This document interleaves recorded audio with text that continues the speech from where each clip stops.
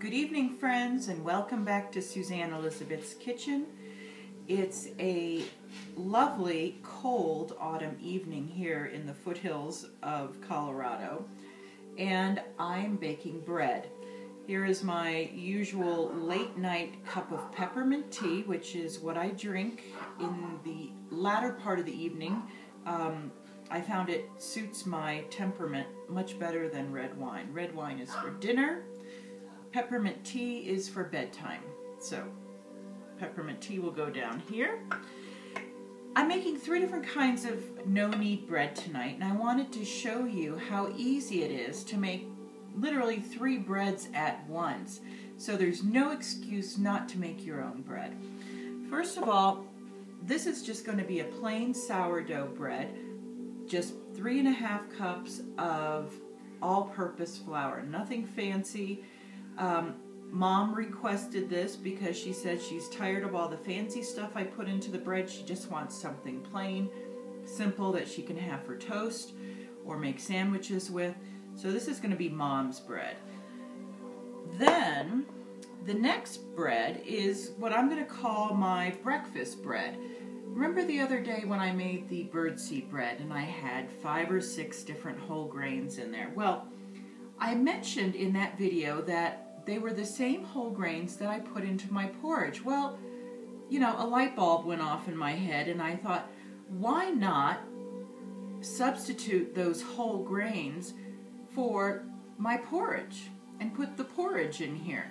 And that's exactly what we're going to do. And the inspiration behind that was a friend of mine told me that her husband loves cinnamon raisin bread in the morning.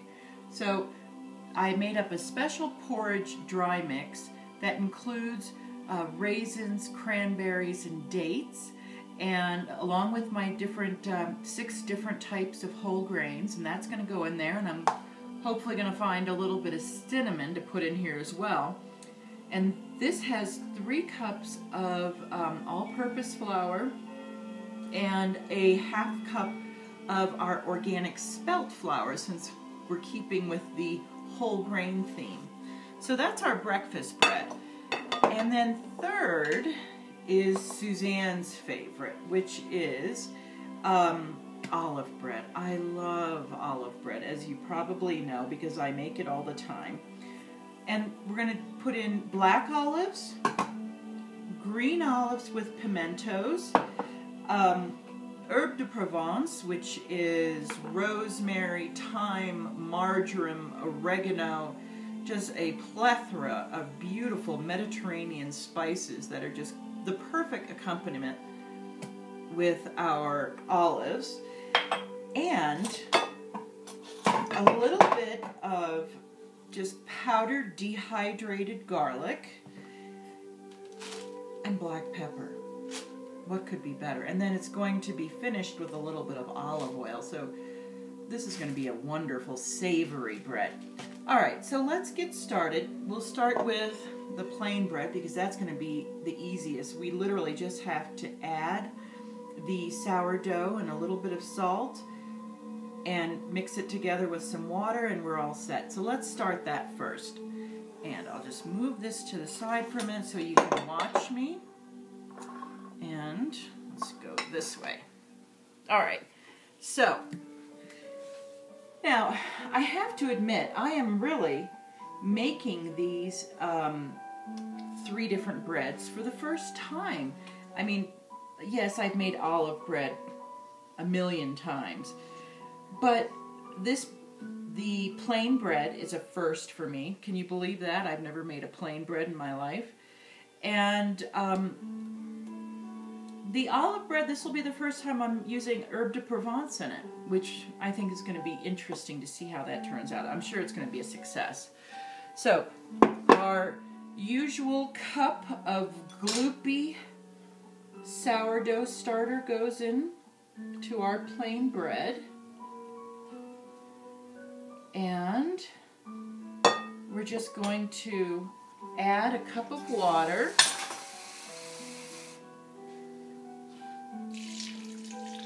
And then we're going to give this a good mix, and then we'll add in our salt. Because you remember that I told you the last time that in the books that I've been reading, they suggest letting the dough and the sourdough and the water and the flour interact for 20 minutes before you add in the salt, because the salt kind of puts the brakes on all the wonderful gluten binding that is going on when you first add in the sourdough and the flour. So you can see I've added in more water, and as you remember, the water with a no-knead bread, what you really want is a wet dough. So you kind of have to eyeball it. You know, some recipes I've seen say 1 cup, that's it. Well, as I just saw a minute ago when I added 1 cup, 1 cup was really not enough. So I added in more. And now it looks like a nice wet dough, and I think it's going to be perfect. So that's that. That's that first plain dough, the plain sourdough. We're going to move that to the side and let that rest for the 20 minutes before we add our salt in. So now we'll go to our breakfast bread. And again, this is 3 cups of all-purpose flour, 1/2 cup of spelt, organic spelt flour, and I'm adding an entire cup of my 6 whole grain porridge mix, which also has dried raisins, some pieces of walnut, cranberries, dates. Just, it's loaded with very interesting nuts and fruits and grains, and I think it's going to make a wonderful bread. Now, I have to find the cinnamon, so 1 minute.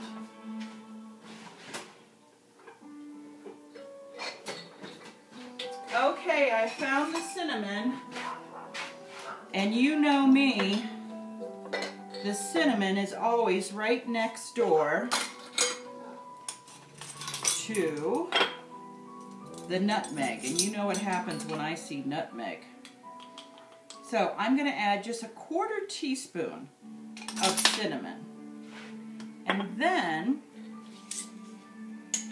a nice little scraping of nutmeg, because with all these whole grains, nutmeg is just going to be beautiful. And you don't want to go crazy, you don't want to go overboard, but a nice healthy scraping would be wonderful with that. So that's going to go in there. And once again, let's see, here it is.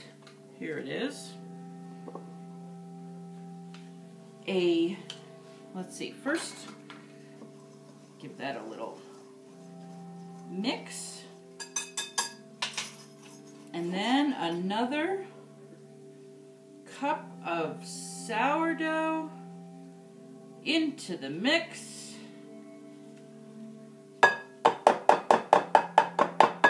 And then some water.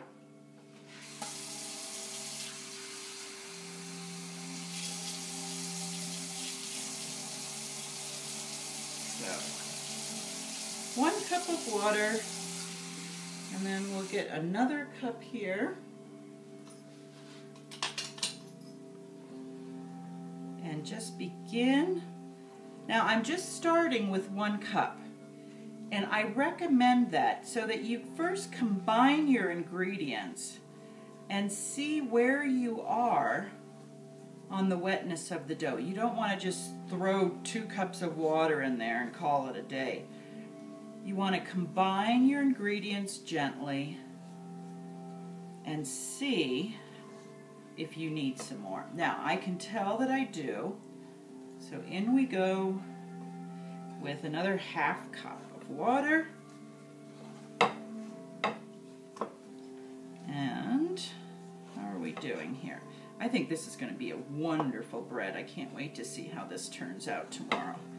I think this is going to be a real winner in terms of breakfast breads, because it really is. So there you go. I did end up adding another cup, so that's 2 cups of water, but that's okay because we've got about, let's see, 4.5 cups of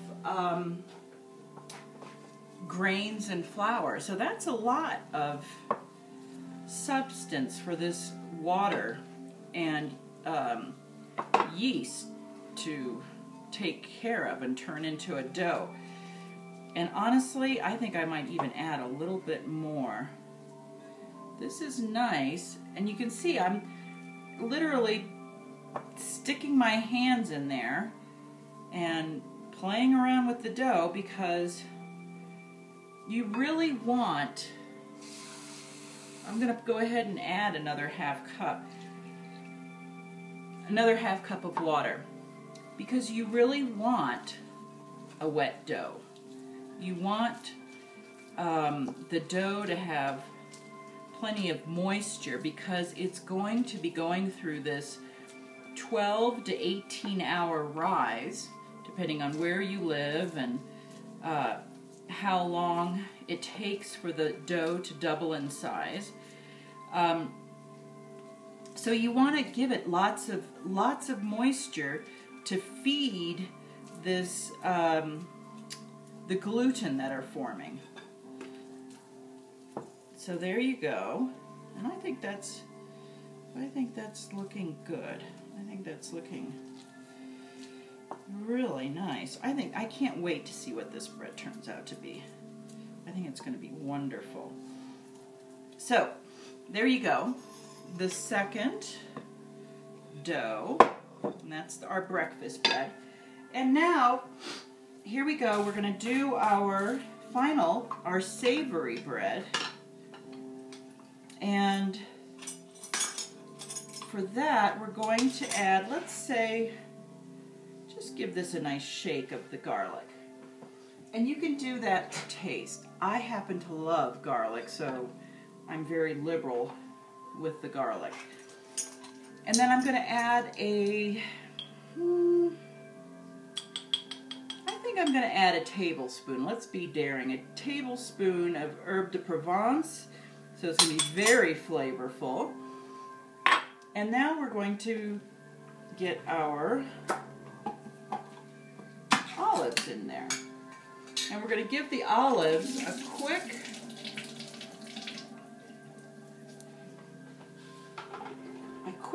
turn in the food processor.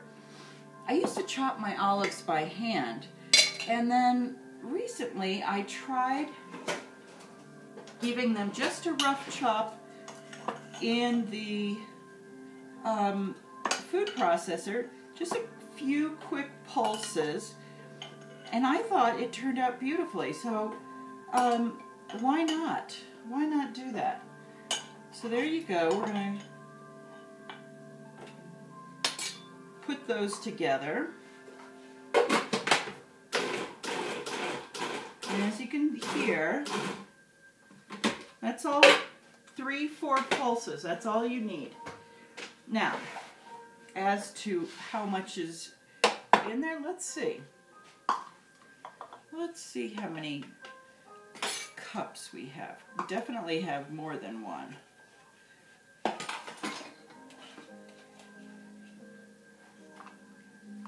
Okay. 1. I don't know. Will we have 2? We might have 2 cups of olives. Which is, in that case, I'm glad I added a whole tablespoon of herb de Provence, because we're going to need that boost of flavor to counteract all these olives. Okay, so 2 cups of olives plus a few little extras that were in the bottom of our pan. And let's give that a quick turn. Now As you can see, I am switching spoons because I don't want to mix the porridge batter with this beautiful savory batter. That wouldn't be very interesting. Now, pepper. I think, can you imagine anything better than pepper with all these wonderful olives and the Mediterranean flavors of the herbe de Provence? I can't. I think it's going to be fantastic. So, this is just fresh grindings of pepper, which really, I think, imparts such a wonderful aroma to the bread. And here we go again. I'm going to have to definitely replenish my starter after this. I've never made 3 loaves in one night. So there's not a whole lot left. I'll have to really give that a good feeding tonight. So there we go. We're going to mix in this dough. And you know, this is the thing. As I said, tonight is really the first time that I'm experimenting with these different combinations. I mean, I've never made this porridge bread before. In fact, I never even thought of it until about 30 minutes before I made this video. I've never made just a plain old simple sourdough before. And while, as I said, I've made lots of olive breads, I've never used herbe de Provence and pepper. And so that is the real joy of making your own bread, is that you're not just doing the same old, same old. I mean, in fact, I was in my local grocery store just this evening picking up some cold cuts for a sandwich that I wanted to make. And I walked through the bakery to look at the breads. And honestly, they're the same breads that are there week in and week out. You know, bless the souls of our bakery, of our bakers. They do a wonderful job. We do actually have some very nice bakers in our local grocery store. I'm grateful for them. But the variety really doesn't change because, you know, people have expectations when they come into the bakery. They want to see their whole wheat and their,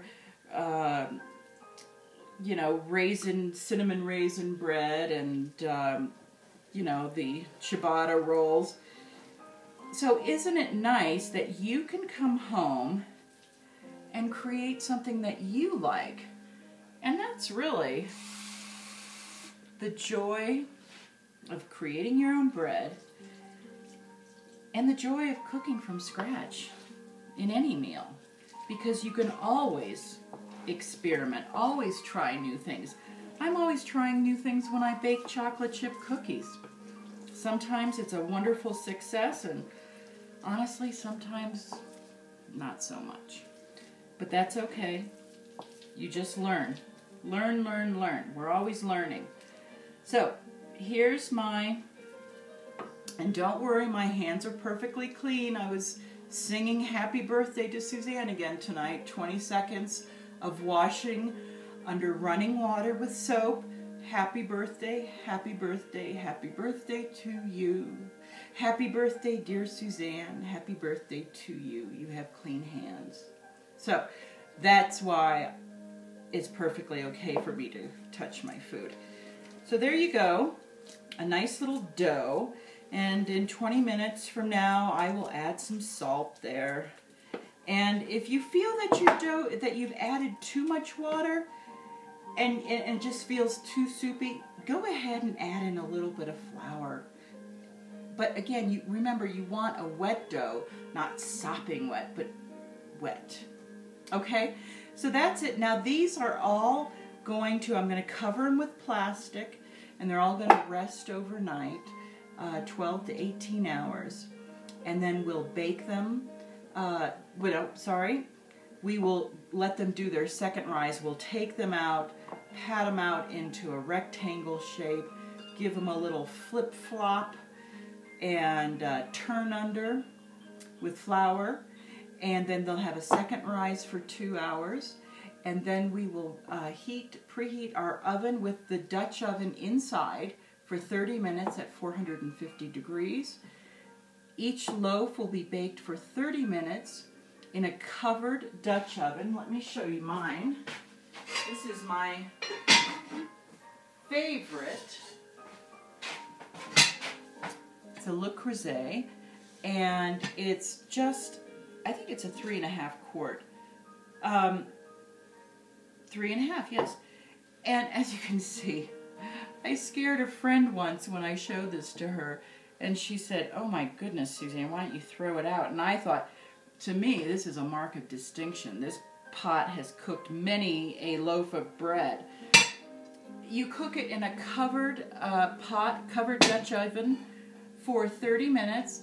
After 30 minutes, you open the oven, take the lid off, and let the bread cook for about 15 to 20 minutes longer uncovered. And then you take it out, and it's going to be a nice dark brown crust on top. And you're going to have a wonderful loaf of bread. But make sure you let it cool for an hour before you cut into it, so that the bread is perfectly cool and has finished cooling off. And that's it. So have a good evening. Join me in a soothing cup of peppermint tea, and I'll see you again next time at Suzanne Elizabeth's kitchen. And I'll do a follow-up video to show you how each of the 3 loaves turned out. Have a good evening. Cheers.